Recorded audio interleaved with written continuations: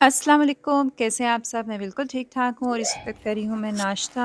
मैंने नाश्ते में जी फिलिंग वाला पराठा बनाया क्योंकि 1 दिन पहले मैंने आलू, बंद गोभी, गाजरों का चिकन का मिक्स सालन बनाया था और साथ में इसकी चाय। चाय के बगैर तो हमारा गुज़ारा नहीं है जी, इसलिए चाय मस्ट होती है नाश्ते में। और उसके बाद जी मैंने एक किया था सेमिनार अटेंड जिसमें कि हेल्थ से रिलेटेड जो कि ख़ास तौर पे वुमेन्स के जो प्रॉब्लम्स होती हैं या औरतों को क्या करना चाहिए, अपनी सेहत का कैसा ख़्याल रखना चाहिए। मैं वहाँ पे गई थी और बहुत अच्छा सेमिनार था, डॉक्टर बहुत अच्छी थीं और काफ़ी उन्होंने टिप्स बताई, काफ़ी उन्होंने जो इन्फॉर्मेशन थी वो हमारे साथ शेयर की, तो उनका बहुत-बहुत शुक्रिया। और ये एक बहुत अच्छा एक सेमिनार था। मज़ा आया जाके। उसके बाद क्योंकि कल हफ्ता था और मुझे चाहिए थी कुछ चीज़ें बाज़ार से, तो मैं निकली बाज़ार की तरफ और रास्ते में ये सारा इन्होंने कंस्ट्रक्शन की हुई है और 6 बज रहे हैं इस वक़्त, 6 से ऊपर टाइम हो गया और 7 बजे तक आज दुकानें खुली हुई हैं। और मैंने सोचा कि मैं आज जल्दी-जल्दी ज़रा चलती जाऊँ, ताकि मैं जो मुझे चाहिए वो मैं ले लूँ। सबसे पहले तो मुझे चाहिए थे पैम्पर्स ज़ावियर के लिए, क्योंकि ज़ावियर को अभी थोड़ी-सी प्रॉब्लम है रात के टाइम बिस्तर गीला करने की। बच्चा है, छोटा है अभी, तो हो जाता है कभी-कभी। तो इसलिए मैं उसको एहतियातन जो है वो रात में डायपर लगा देती हूँ, ताकि जो पैंट्स होती हैं वो पहना देती हूँ, ताकि जो बिस्तर है वो साफ़ रहे, गीला ना हो। और ये हमारे घर के करीब जो मेन यहाँ का जिसे हम चौक कहते हैं, ये चौक है, तो यहाँ पे काफ़ी रश होता है, काफ़ी जो ट्रांसपोर्ट है वो यहाँ से जाती है और पास ही एक पेट्रोल पंप भी है। जो यहाँ से गुज़रता है, आता है, तो उसके लिए आसानी होती है कि एकदम से जो है, अगर आप कहीं पे जा रहे हैं तो पेट्रोल जो है कॉर्नर पे ही पेट्रोल पंप्स वगैरह होते हैं, तो मुश्किल नहीं होती। और शाम का टाइम है और हल्की-हल्की सी ठंड है और ढलते साए हैं, बहुत मज़े का मौसम मुझे मुझे ये लग रहा था। तो मैंने सोचा कि थोड़ा-थोड़ा मैं आपको दिखाती जाऊँ कि जो शाम के टाइम यूरोप का जो मौसम है, जो एक सीन है, मंज़र है, वो कैसे का लगता है। तो यहाँ पे जो सामने आप एक देख रहे हैं मीनारा-सा, ये एक यहाँ का जो चर्च है उसका है और इस पे घड़ी भी लगी हुई है। सारे आते-जाते चारों तरफ से देख सकते हैं क्या टाइम हुआ है। और ये जो रास्ता है ये हमारे सिटी के जो मेन जो बाज़ार है उसकी तरफ जाता है और बिल्कुल पास है हमारे घर के। अगर कोई चीज़ चाहिए हो तो नॉर्मली तो मैं ऑनलाइन चीज़ें ले लेती हूँ, लेकिन फिर भी अगर आपको कोई फ़ौरन चीज़ चाहिए हो तो आपके पास बाज़ार होता है, तो आप ले सकते हैं। और यहाँ पे एक ये नेल स्टूडियो भी है, जिसका मैंने पम्फ़लेट यहाँ से ले लिया था और एक ही पम्फ़लेट पड़ा हुआ था यहाँ पे। तो फिर मैंने सोचा कि कभी अगर करवाने पड़ जाते हैं, तो इनकी मैं प्राइस चेक कर रही थी कि प्राइस भी इन्होंने ज़्यादा महँगी नहीं रखी हुई।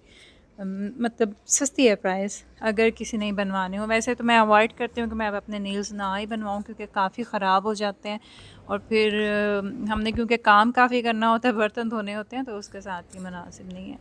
और ये है जी हमारा जो मेन बाज़ार है उसके बीच के मनाज़र। और हल्की-फुल्की चहल-पहल है, बहुत ज़्यादा लोग नहीं थे इस टाइम। तो रोसमन के अंदर जाना था जी मैंने और साथ-साथ जो बाकी की चीज़ें वो भी देखते जाते हैं, स्टाइल देखते जाते हैं। जैसे कि यहाँ पे एक शॉल का स्टाइल था, मुझे बहुत अच्छा लगा। और इसके साथ ही ये वाला जो कॉम्बिनेशन है ऑलिव कलर के साथ इन्होंने किया हुआ प्रिंटेड, ये भी अच्छा लग रहा था। तो इस तरह से छोटी-छोटी जो टिप्स होती है ना, वो दूसरी जगहों से पिक कर लेनी चाहिए। और अब मैं से रोसमन के अंदर हूँ इस वक़्त, मैंने यहाँ से अपने लिए कार्ब ले ली है, ताकि अगर मैंने कुछ लेना है तो मैं इसमें रख लूँ।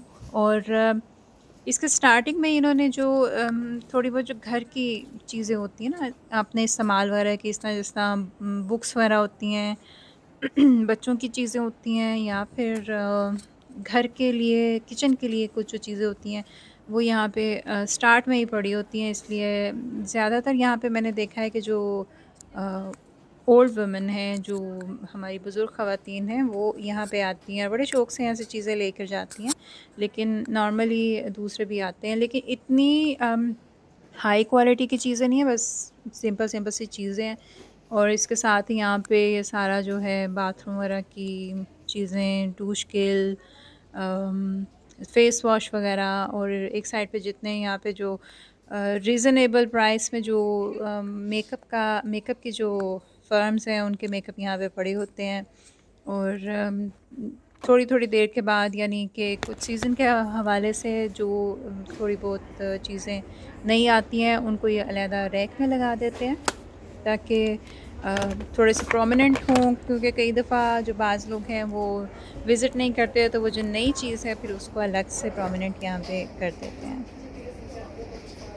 अच्छा, मैं जब जर्मनी में आई थी तो सबसे पहली जो मैंने ड्रॉगरी मार्केट को विज़िट किया था वो यही वाली मार्केट थी, लेकिन वो किसी और सिटी में थी।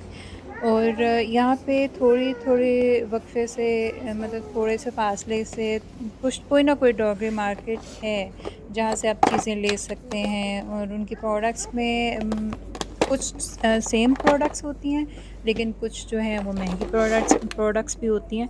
तो इस तरीके से इन्होंने जैसे ये सेल में कुछ चीज़ें रख दी हैं, कुछ सेंट कम होते हैं, या कई दफ़ा पूरा 1 यूरो या 1.5 यूरो कम होता है, तो जिसको जिस तरह चीज़ चाहिए होती है वो फिर यहाँ से भी ले सकता है। और मेरे बच्चे जब छोटे थे तब तो इधर आना-जाना लगा रहता था क्योंकि कभी पैम्पर लेने पड़ रहे हैं, कभी वाइप्स लेनी पड़ रही हैं, कभी कुछ और बच्चों का दूध वग़ैरह लेना पड़ रहा है, फ़ीडर वग़ैरह। और इस तरह से यहाँ पे जो कुछ गिफ्ट पैक्स होते हैं वो भी रीज़नेबल प्राइस में है। अगर आपने जिस तरह ओकेज़न के हिसाब से, या कभी इधर-उधर जा रहे हो तो गिफ्ट वग़ैरह लेके जाना हो, तो ये भी काफ़ी मुनासिब हैं, क्योंकि अच्छी चीज़ें हैं। बहरहाल आप इससे ज़्यादा किसी को क्या और चाहिए? आईफ़ोन तो नहीं गिफ्ट करने लगे आप किसी को। तो बहरहाल जी, थोड़ी-थोड़ी चीज़ें इस्तेमाल की जो है ना वो यहाँ पे पड़ी होती हैं। और फिरते जाएँ, देखते जाएँ। कई दफ़ा विंडो शॉपिंग करने का भी मज़ा आता है। जैसे यहाँ पे सारी ये एंटी एजिंग जो हैं वो क्रीम वग़ैरह पड़ी होती हैं। एंटी एज अगर आप अपनी स्किन को ठीक तरीके से नहीं रखते ना, आप पानी नहीं पी रहे हैं, आप खुराक अपनी ठीक नहीं खा रहे हैं, आप पे एंटी एज जो है ना वो आएगी आएगी, मतलब एजिंग आनी आनी है। फिर आप एंटी एज जितना मर्ज़ी इस्तेमाल करें ना, ये रिंकल्स बढ़ ही जाते हैं। यहाँ पे ये इनकी नई कलेक्शन में 2 नेल पॉलिशेज़ थी, जैसा मैंने आपको पहले बताया था कि वो अलग से रख देते हैं। तो मैंने यहाँ से ये वाला जो कलर था ये वाला ले लिया, इसको घर जाके लगाऊँगी, देखूँगी कि किस तरह का है। क्योंकि कई दफ़ा यहाँ की लाइट्स जो होती हैं उनमें भी जो कलर्स हैं वो और तरह के लग रहे होते हैं। और ये है जी यहाँ का परफ्यूम एरिया। कुछ महँगे परफ्यूम यहाँ पे पड़े हुए हैं और कुछ सस्ते भी हैं। और अगर किसी के पास टाइम हो ज़्यादा तो वो यहाँ पे रुक कर आराम से टेस्ट कर सकता है कि कौन-सा परफ्यूम उसको चाहिए। बहरहाल ये 1881 वाला जो परफ्यूम है ये मैंने इस्तेमाल किया था, इसकी स्मेल अच्छी है। और इसके अलावा यहाँ पे इयररिंग्स वग़ैरह और इस तरह रैक्स जो ज्वेलरी के वो लगे होते हैं। और जो जर्मन है वो इसी तरीके की ज्वेलरी पहनते हैं, सिंपल-सिंपल सी पहनते हैं। और या सिर्फ़ गोल्डन या फिर सिर्फ़ सिल्वर। और इसके अलावा बहुत कम हैं जिनको मैंने कोई इस तरह जिस तरह पाकिस्तानी टाइप की ज्वेलरी होती है या कलर ज्वेलरी है, वो पहने देखी है।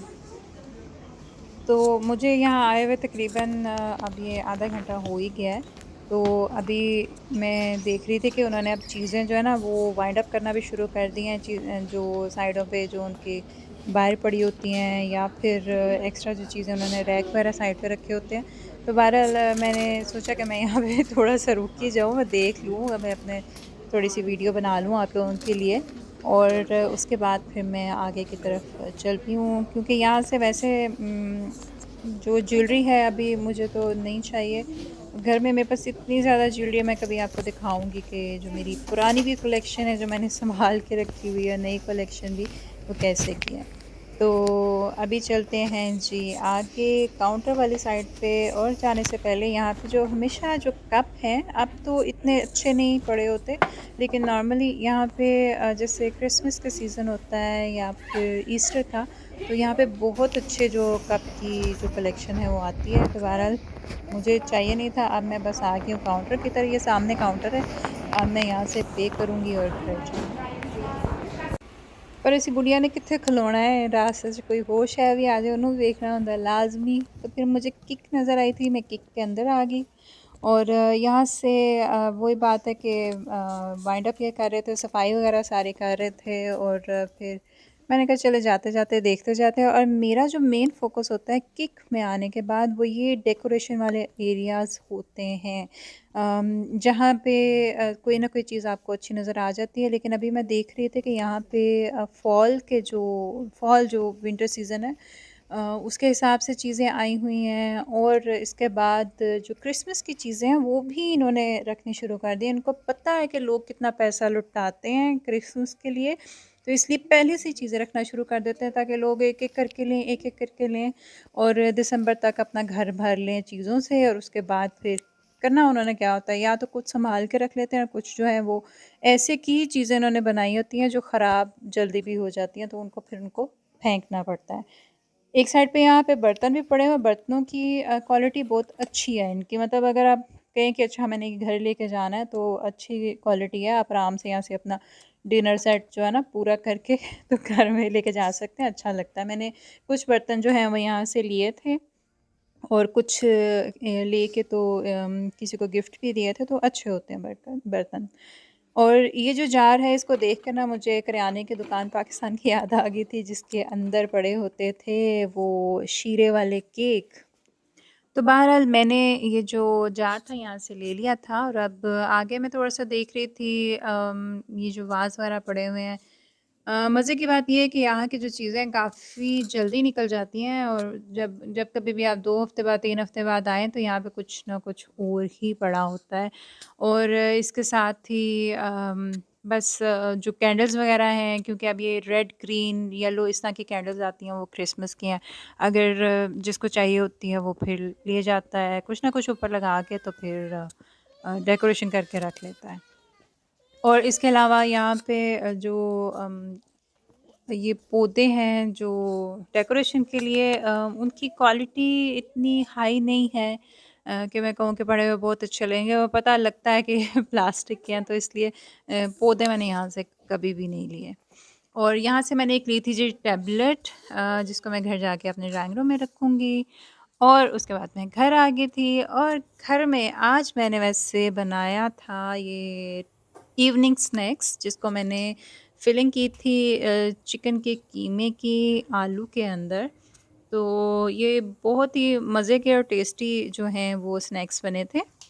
एक बॉम्ब टाइप की जैसी शक्ल होती है ना इसकी, वो बन गई थी। तो बहरहाल मज़े के बने थे, मेरे मियाँ को भी बहुत पसंद आए थे, बच्चों को भी काफ़ी पसंद आए थे। तो अगर आपने इसकी जो रेसिपी है ना वो देखनी हो तो आपको जो लिंक है वो मैं नीचे डिस्क्रिप्शन बॉक्स में दे दूँगी। तो आप उस पे क्लिक कीजिएगा और आप डायरेक्ट पहुँचेंगे मेरे चैनल पे कुकिंग वाले। अच्छा, शाम के टाइम या शाम की जो चाय होती है जब उसकी मैं बात करूँ तो मुझे हमेशा पाकिस्तान का जो हमारा रहन-सहन है वो याद आता है कि हम शाम के टाइम चाय बनाते थे, साथ में कोई पकोड़े बना लिए, समोसे बाज़ार से मँगा लिए या फिर जलेबियाँ मँगा लीं। तो वो बेशक थोड़ी-थोड़ी हम करके खाते थे लेकिन बहुत मज़ा आता था। मिल के सारे बैठते थे, कोई ना कोई आ जाता था और एक जो आपस में जो कॉन्टैक्ट होता था वो बन जाता था। लेकिन यहाँ पे जनाब आपको खुद सब कुछ बनाना पड़ता है, सबको खिलाना पड़ता है और जो बनाने वाला होता है वो सबसे आखिर में खुद खाता है और ये हकीकत है। लेकिन मैं यहाँ पे मैंने बना के तो उस वक़्त गरम-गरम थे और मुझे भूख भी काफ़ी लग रही थी, तो मैंने ये बना के फिर चेक किए कि ये कैसे के लगते हैं। तो बहुत टेस्टी थे जी, बहुत टेस्टी थे। और इसके अंदर मैंने जो चीज़ डाली थी उसकी वज़ह से इसमें एक जो वो तार सी आती है चीज़ की, और उसके बाद इसका जो टेस्ट बनता है वो बहुत डिलीशियस था। तो आप इसको ट्राई कीजिएगा घर में और अपना बहुत ज़्यादा ख़्याल रखिएगा। आपसे अगली वीडियो में दोबारा मिलती हूँ। तब तक मुझे इजाज़त दीजिए। अल्लाह हाफ़िज़।